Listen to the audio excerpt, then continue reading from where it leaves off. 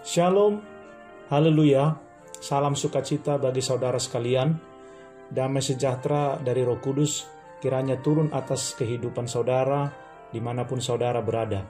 Puji Tuhan. Renungan kita hari ini terambil dari Yosua 1 ayat 1 sampai dengan 9 dengan tema dipanggil untuk menang. Begini bunyi firman Tuhan. Sesudah Musa, hamba Tuhan itu mati, berfirmanlah Tuhan kepada Yosua bin Nun, abdi Musa itu, demikian. Hambaku Musa telah mati, sebab itu bersiaplah sekarang. Seberangilah sungai Yordan ini, engkau dan seluruh bangsa ini, menuju negeri yang akan kuberikan kepada mereka, kepada orang Israel itu. Setiap tempat yang akan diinjak oleh telapak kakimu, kuberikan kepada kamu, seperti yang telah kujanjikan kepada Musa. Dari padang gurun dan gunung Libanon yang sebelah sana itu, sampai ke sungai besar, yakni sungai Efrat, seluruh tanah orang Het, sampai ke laut besar di sebelah matahari terbenam, semuanya itu akan menjadi daerahmu. Seorang pun tidak akan dapat bertahan menghadapi engkau seumur hidupmu. Seperti aku menyertai Musa, demikianlah aku akan menyertai engkau. Aku tidak akan membiarkan engkau dan tidak akan meninggalkan engkau. Kuatkan dan teguhkanlah hatimu, sebab engkaulah yang akan memimpin bangsa ini memiliki negeri yang kujanjikan dengan bersumpah kepada nenek moyang mereka untuk diberikan kepada mereka. Hanya kuatkan dan teguhkanlah hatimu dengan sungguh-sungguh. Bertindaklah hati-hati sesuai dengan seluruh hukum yang telah diperintahkan kepadamu oleh hambaku Musa. Janganlah menyimpang ke kanan atau ke kiri, supaya engkau beruntung kemanapun engkau pergi. Janganlah engkau lupa memperkatakan kitab Taurat ini, tetapi renungkanlah itu siang dan malam, supaya engkau bertindak hati-hati sesuai dengan segala yang tertulis di dalamnya. Sebab dengan demikian, perjalananmu akan berhasil, dan engkau akan beruntung. Bukankah telah kuperintahkan kepadamu, kuatkan dan teguhkanlah hatimu? Janganlah kecut dan tawar hati, sebab Tuhan Allahmu menyertai engkau kemanapun engkau pergi. Amin. Saudara kekasih dalam nama Tuhan Yesus Kristus, kitab Yosua berisi kisah perjalanan bangsa Israel di padang gurun pada fase terakhir sampai kepada tibanya mereka di tanah Kanaan. Di kitab ini, firman Tuhan bercerita bahwa Tuhan tetap menuntun umatnya, dan Tuhan menggenapi janji-janjinya kepada umatnya bahwa mereka akan mendapatkan tanah perjanjian yang penuh susu dan madu itu, yaitu tanah Kanaan. Namun, perlu kita ketahui bahwa janji itu mereka dapatkan karena sebelumnya umatnya mempercayai janji itu, meski harus melewati banyak tantangan dan rintangan. Tidak mudah memang menggapai janji itu. Demikian juga dalam hidup kita sekarang ini. Apa saja janji Tuhan yang kita mau raih dan dapatkan, sebelumnya percayailah terlebih dahulu janji itu, dan kita akan menerimanya. Meski harus melewati perjalanan yang sulit dan sukar, tetapi yang pasti saat kita mempercayai janji itu, semua akan digenapi menjadi milik kita. Saudaraku, alasan kitab ini disebut sebagai kitab Yosua adalah karena tokoh utamanya adalah Yosua. Meskipun di kitab lain ada cerita Yosua, akan tetapi karakter, karya, dan pengharapan Yosua lengkap diceritakan di sini. Menurut para penafsir, kemungkinan Yosua lah penulisnya. Bila kita membaca secara seksama, paling tidak kita dapat menemukan 3 pokok penting dalam Yosua 1 ayat 1 sampai dengan 9 ini, yakni 1. Panggilan Tuhan, 2. Janji Tuhan, dan yang ketiga adalah tuntunan Tuhan. Mari kita perhatikan satu-satu. Pokok penting yang pertama adalah panggilan Tuhan.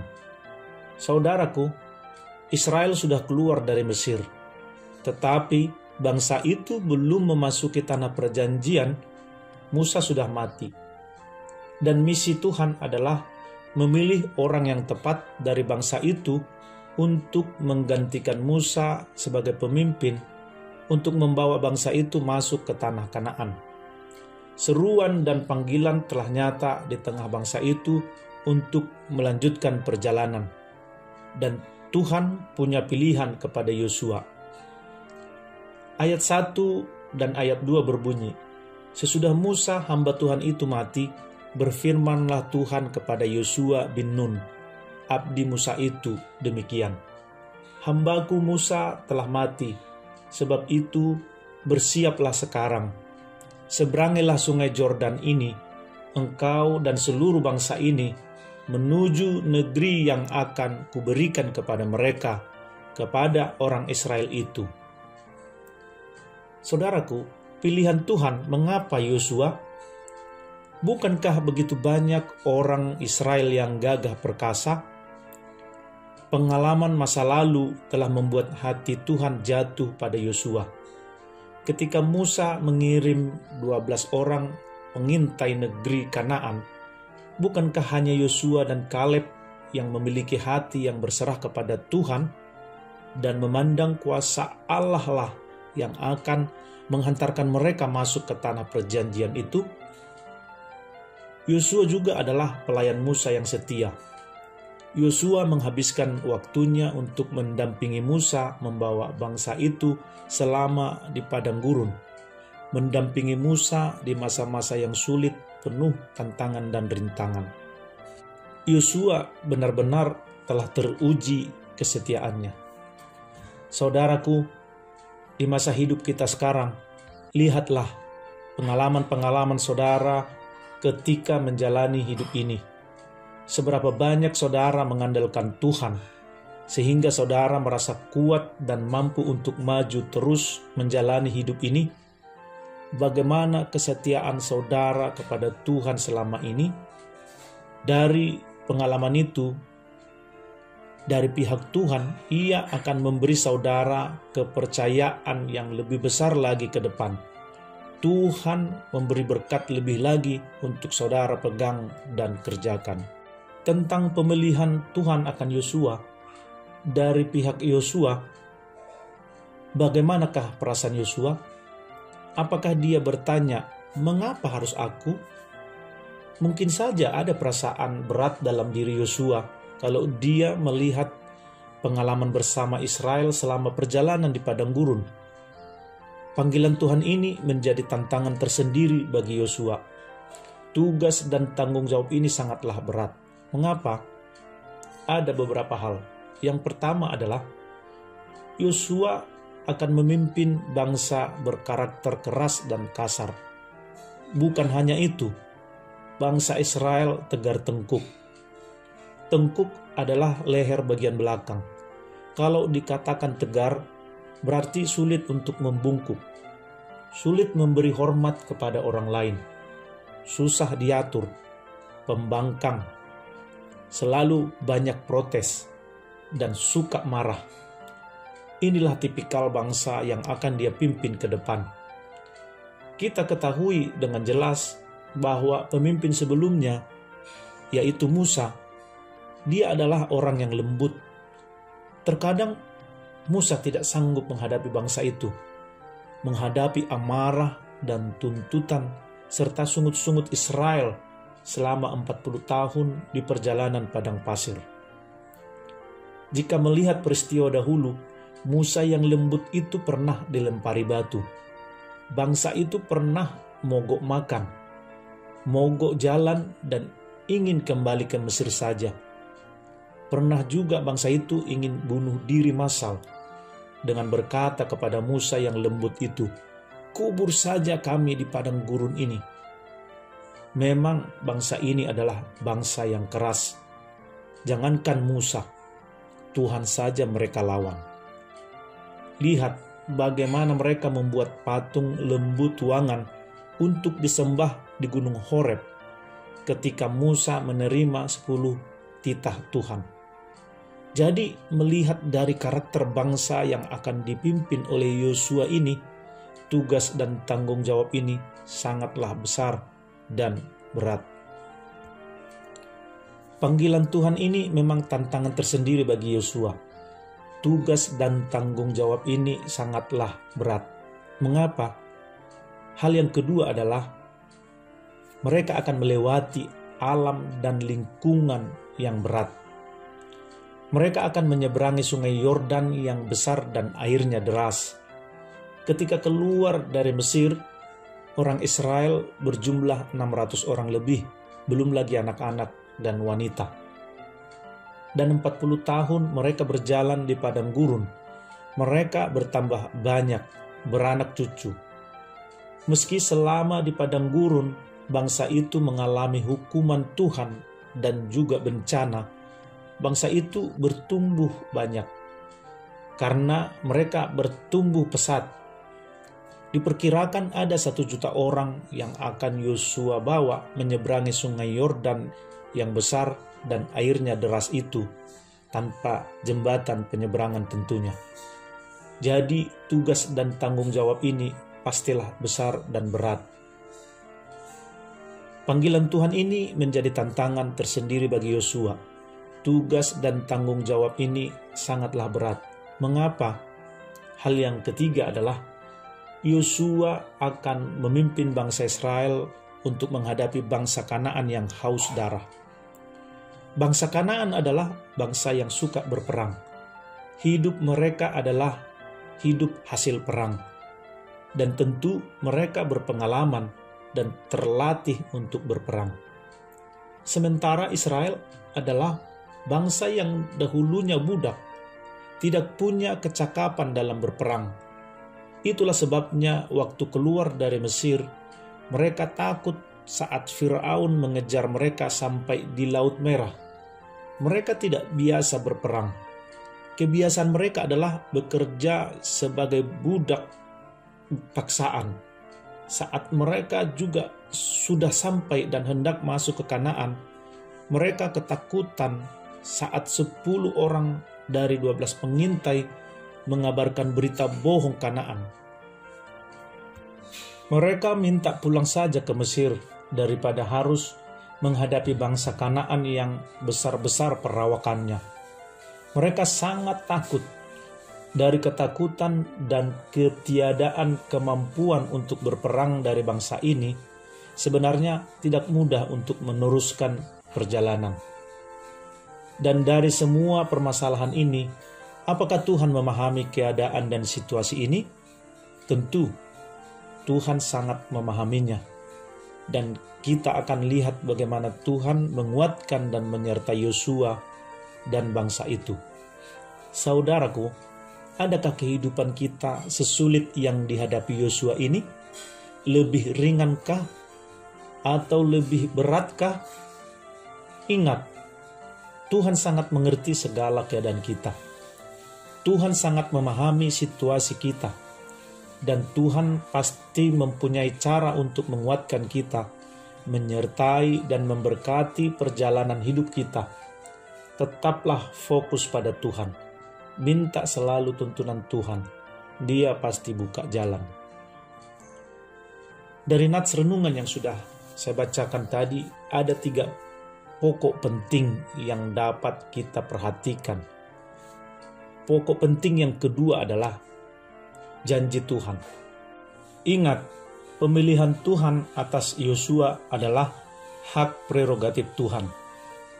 Tapi kalau dari keberadaan pribadi Yosua sendiri, kita dapat melihat bahwa Yosua paling berpendidikan dan paling berpengalaman. Dari mana pendidikan dan pengalamannya? Yosua adalah abdi Musa, Selama membawa bangsa Israel mulai dari Mesir, Yosua selalu ada di samping Musa. Ketika menghadapi masa-masa sulit memimpin bangsa yang tegar tengkuk itu, Yosua ada bersama Musa. Dan dia dapat belajar dari situasi selama ini. Ketika Musa masuk ke Kemah Suci, Yosua ada bersamanya. Ketika Musa ke Gunung Horeb menghadap Tuhan, Yosua ikut menemani.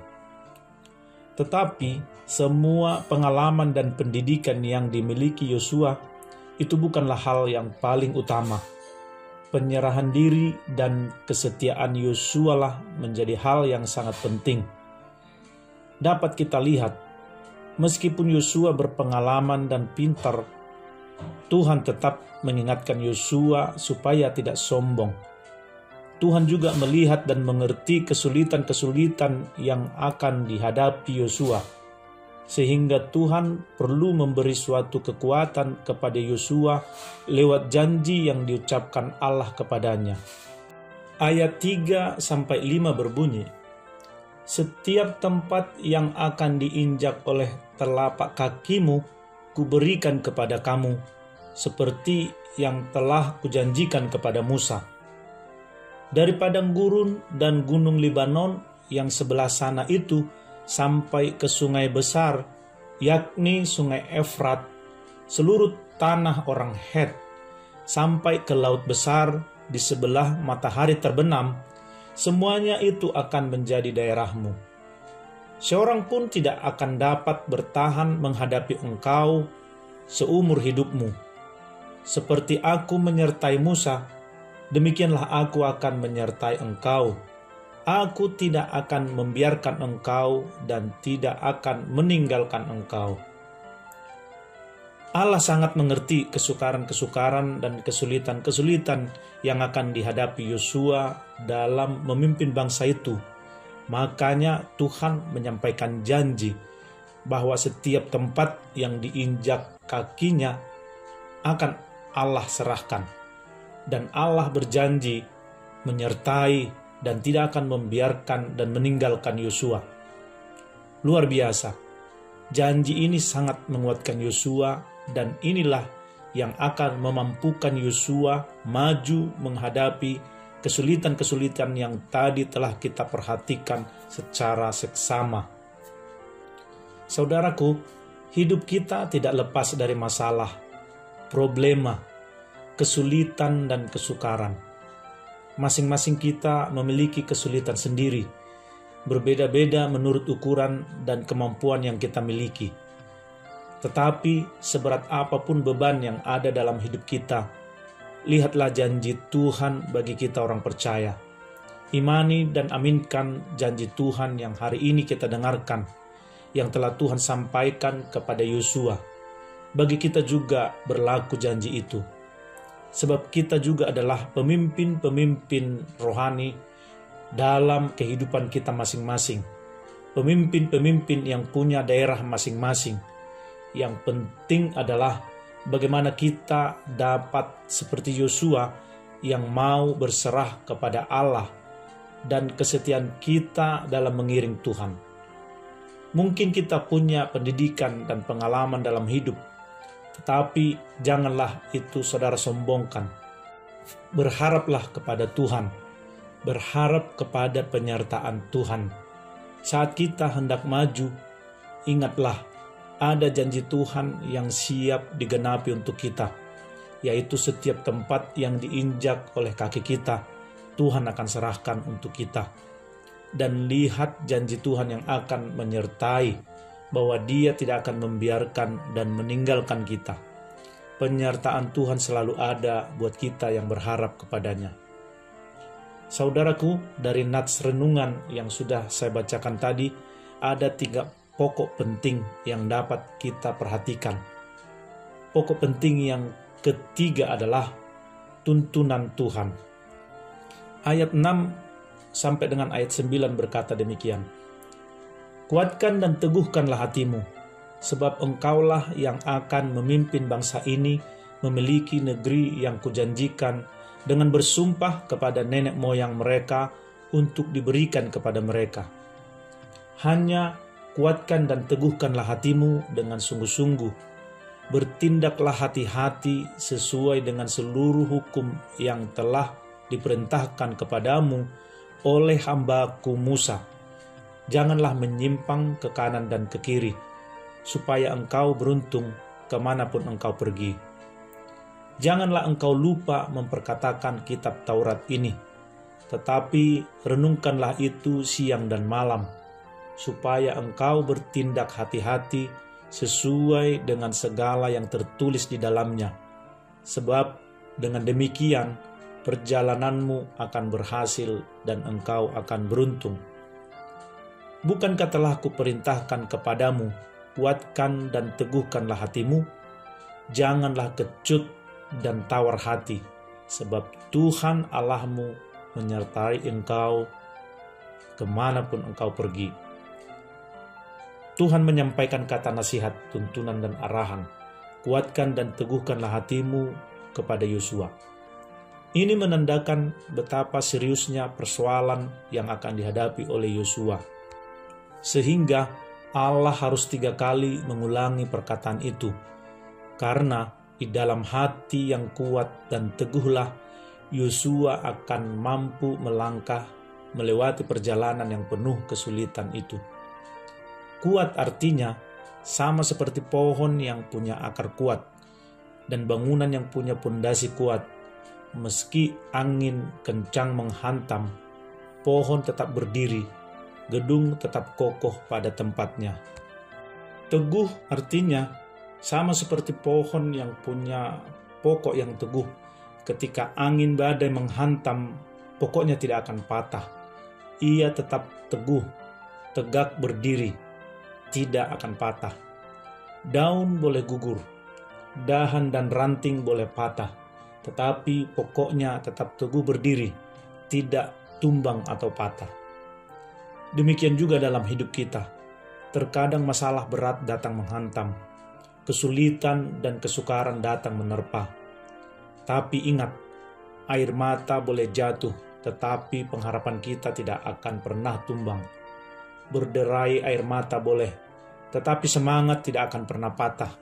Semangat dalam menjalani hidup, semangat dalam melayani Tuhan. Dunia boleh tergoncang oleh kejamnya persoalan, tetapi pastikan iman kita tidak akan pernah goncang. Yesus adalah solusi terbaik dalam segala persoalan kita.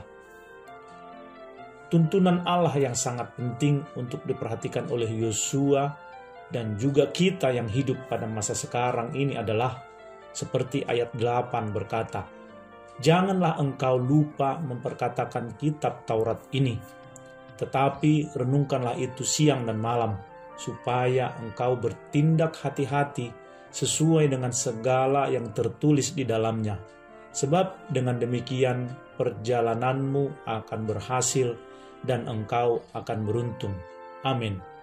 Saudaraku, firman Tuhanlah yang akan menuntun dan mengarahkan kita, yang akan membuat kita bertindak hati-hati sesuai dengan apa yang firman Tuhan sampaikan. Dan inilah yang akan menjamin perjalanan kita berhasil dan beruntung. Mari kita lihat, setelah Yosua melakukan apa yang Allah sampaikan sebagai arahan dan tuntunan, Yosua menggapai kemenangan-kemenangan, menduduki daerah yang diinjak oleh telapak kakinya. Perjalanan mereka berhasil dan beruntung sesuai dengan janji Tuhan. Yosua 3 ayat 15-17 menceritakan kemenangan awal yang Yosua peroleh. Demikian firman Tuhan. Segera sesudah para pengangkat tabut itu sampai ke sungai Yordan, dan para imam pengangkat tabut itu mencelupkan kakinya ke dalam air di tepi sungai itu, sungai Yordan itu sebak sampai meluap sepanjang tepinya selama musim menuai. Maka berhentilah air itu mengalir. Air yang turun dari hulu melonjak menjadi bendungan, jauh sekali di dekat Adam, kota yang terletak di sebelah Sartan. Sedang air yang turun ke laut Araba itu, yakni Laut Asin, terputus sama sekali. Lalu menyeberanglah bangsa itu di tentangan Yeriko. Tetapi para imam pengangkat tabut perjanjian Tuhan itu tetap berdiri di tanah yang kering, di tengah-tengah sungai Yordan, sedang seluruh bangsa Israel menyeberang di tanah yang kering, sampai seluruh bangsa itu selesai menyeberangi sungai Yordan. Itulah mukjizat awal, kemenangan awal yang mereka alami di bawah pimpinan Yosua. Kemenangan berikutnya, Yosua 6 ayat 20 menceritakan, lalu bersoraklah bangsa itu, sedang sangkakala ditiup, segeralah sesudah bangsa itu mendengar bunyi sangkakala, bersoraklah mereka dengan sorak yang nyaring, maka runtuhlah tembok itu. Lalu mereka memanjat masuk ke dalam kota, masing-masing langsung ke depan dan merebut kota itu. Demikianlah kemenangan berikutnya. Dan kemenangan-kemenangan berikutnya susul menyusul mereka dapatkan. Bersama Allah mereka melakukan perkara besar. Bersama Allah mereka mendapat kemenangan yang dijanjikan itu.